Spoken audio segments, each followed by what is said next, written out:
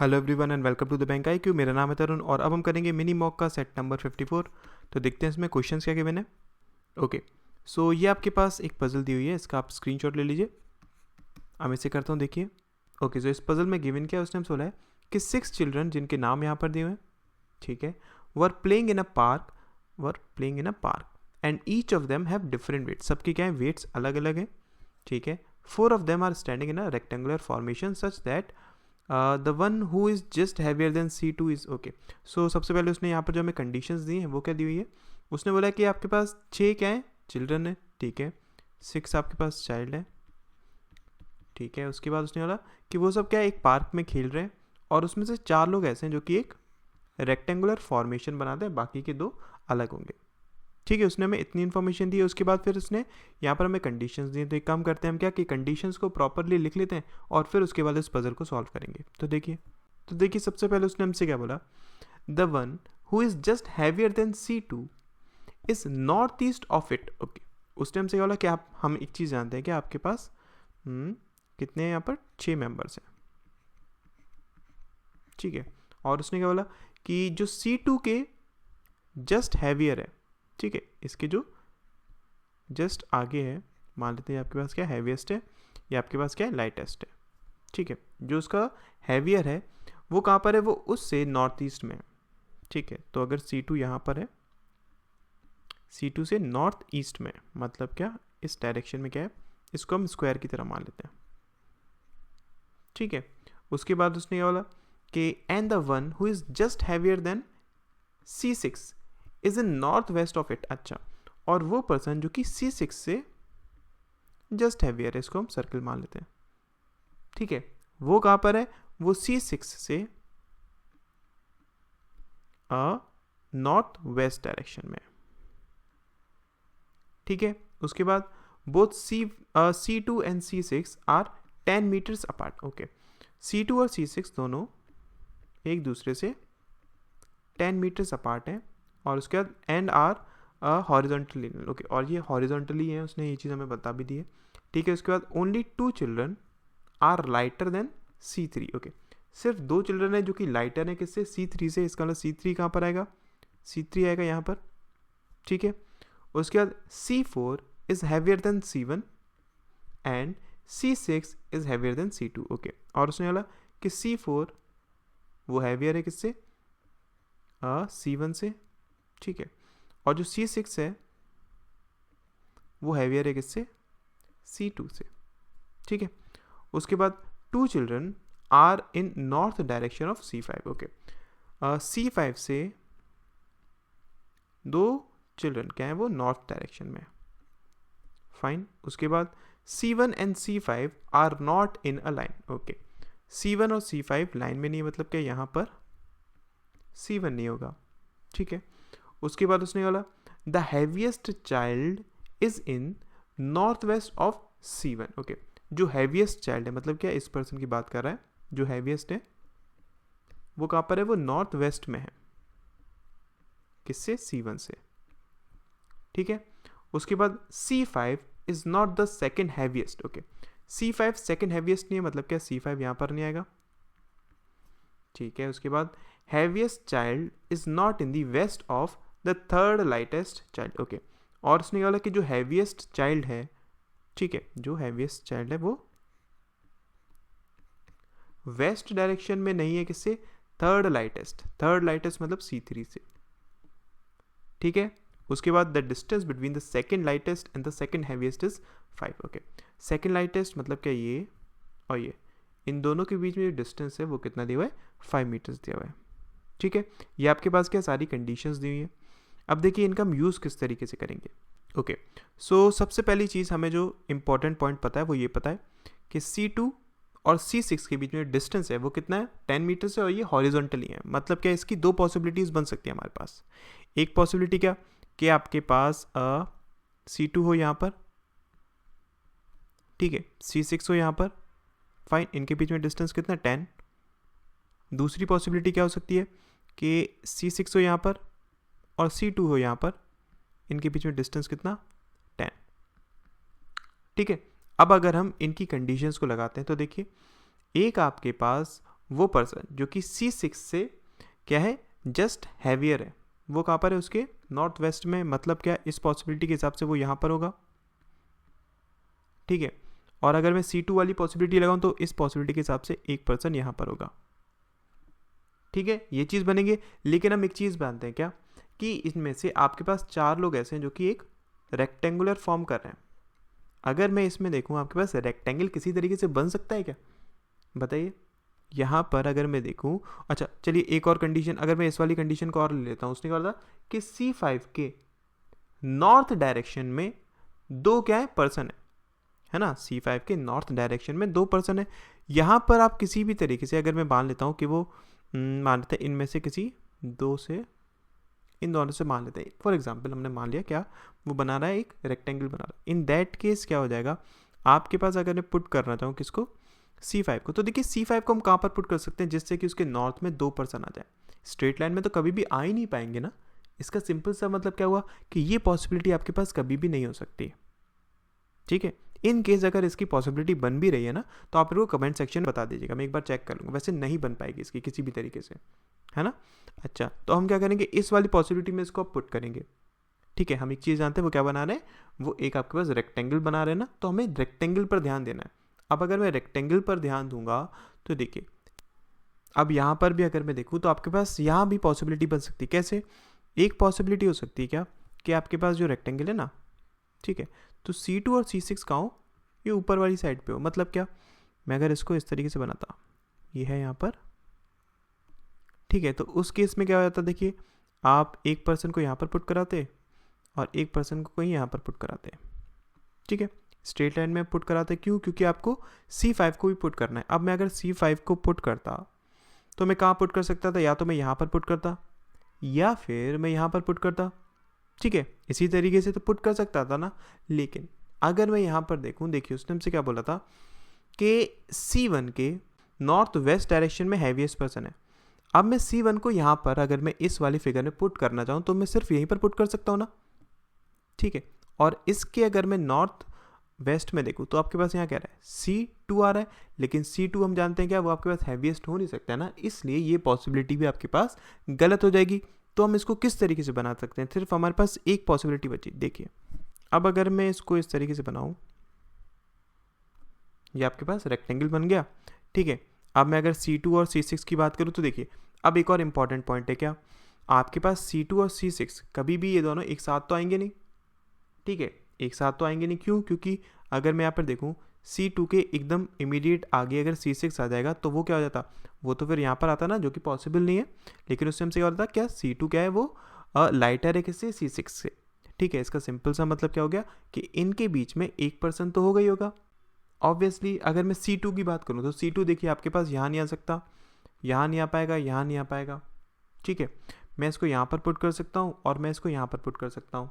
अगर मैं in case C2 को यहाँ पर पुट करता हूँ, ठीक है, तो आपके पास देखिए C6 यहाँ नहीं आ सकता, फाइन, C6 यहाँ पर आ सकता है या फिर C6 यहाँ पर आ सकता है, C6 यहाँ पर नहीं आ सकता क्योंकि उसके एक आगे क्या है, उससे हैवियर है ना, ठीक है। इन केस अगर मैं C6 को यहाँ पर पुट करता हूँ, इन दैट केस क्या होगा, इसके आगे देखिए आपके पास यहाँ पर क्या आ सकता है, C5 की अगर बात करूँ C5 यहाँ पर नहीं आएगा, ठीक है।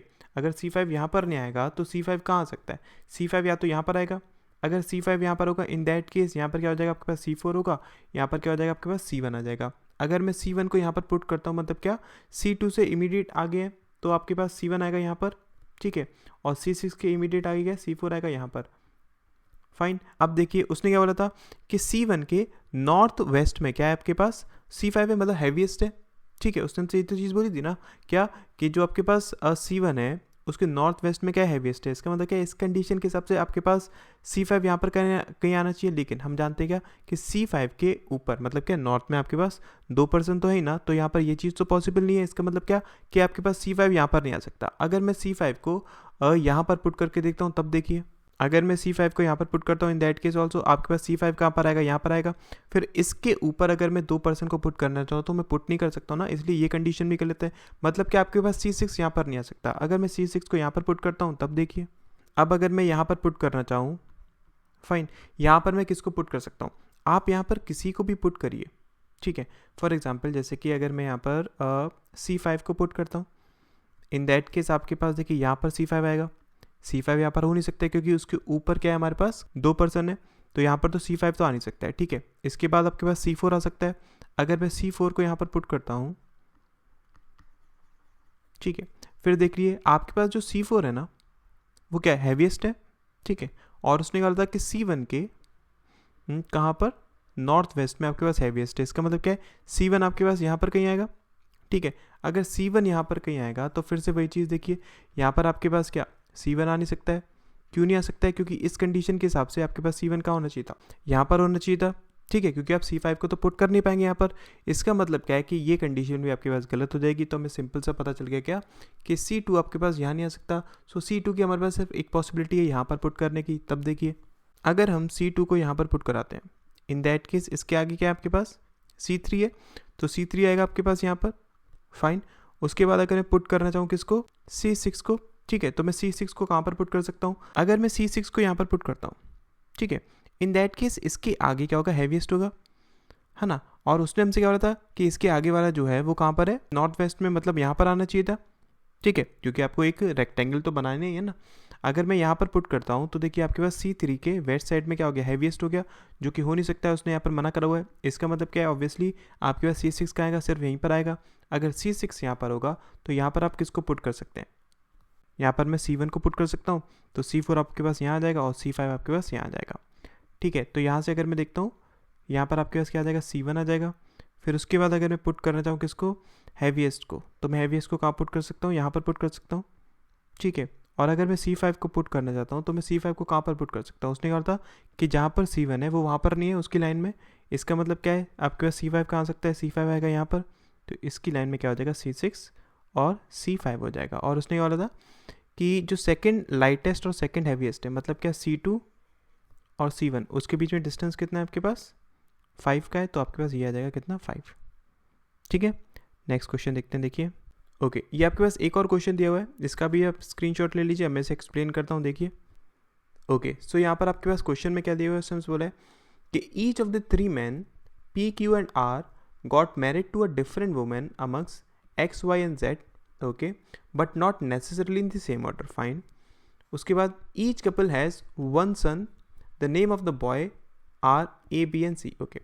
और उसने क्या बोला हमसे कि इन सब के क्या है, 3 सन है, ठीक है, जिनके नाम यहाँ पर दिए हुए हैं। तो देखिए यहाँ से अगर मैं पढ़ूँ, आपके पास 3 मैन है, ठीक है, उनकी शादी हुई है 3 वुमेन के साथ, और इन तीनों कपल के आपके पास 3 क्या है, लड़के, मतलब इंडिविजुअली सबके पास एक एक है, 3 बॉयज़ हैं, फाइन। और इन सब पर उसने हमें यहाँ पर कंडीशंस दिए। तो एक काम करते हैं हम क्या कि कंडीशंस को प्रॉपरली लिख लेते हैं और फिर उसके बाद इस पजल को सॉल्व करेंगे। तो देखिए ओके, तो सबसे पहले उसने क्या बोला हमसे, the first one to get married among the man was P, who got married in April 2007, okay. उसने क्या बोला कि सबसे पहले जो शादी हुई वो किसकी हुई, P की हुई, ठीक है, और वो कब मैरिड हुआ, वो अप्रैल 2007 में हुआ, ठीक है। उसके बाद X got married exactly 6 months after Z got married, okay. और उसने हमसे क्या बोला है कि X की शादी कब हुई है, 6 महीने के बाद जब Z की शादी हुई है, ठीक है। उसके बाद C is the youngest among the 3 boys, okay. C youngest है, मतलब क्या, ये कब बॉर्न हुआ होगा, ये सबसे एंड में बॉर्न हुआ होगा, ठीक है। उसके बाद A was born exactly 16 months after his parents marriage, okay. और उसने बोला कि A कब बॉर्न हुआ है, उसकी जब पेरेंट्स की शादी हुई थी उसके 16 months के बाद हुआ है, लेकिन उसके जो पेरेंट्स हैं उसमें से X नहीं है, ठीक है, लेकिन इसके पेरेंट्स X नहीं है, ठीक। उसके बाद the last man to get married was R, who got married in November 2007, okay. और उसने बोला कि जो लास्ट मैन है जो मैरी हुआ है वो कौन है, R है। इसका मतलब क्या है कि यहाँ पर इसके बाद एक पर्सन होगा, ठीक है। उसके बाद किसकी शादी हुई है, R की हुई है, और वो कब मैरी हुआ है, नवंबर 2007 में, ठीक है। और उसके बाद N was blessed with a son exactly 16 months of his marriage, okay. और उसने बोला कि उसका जो सन बॉर्न हुआ है वो एग्जैक्टली 16 months के बाद बॉर्न हुआ है। मतलब क्या, अगर हम बात करें इसका जो सन बॉर्न हुआ होगा 16 months के बाद, मतलब क्या 12 months अगर मैं इसमें ऐड करता हूँ तो आपके पास नवंबर 2008 हो गया। उसके बाद 4 मंथ्स अगर मैं ऐड करता हूँ तो मार्च, इसका चाइल्ड कब बॉर्न हुआ होगा, मार्च 2009 में बॉर्न हुआ होगा, ठीक है।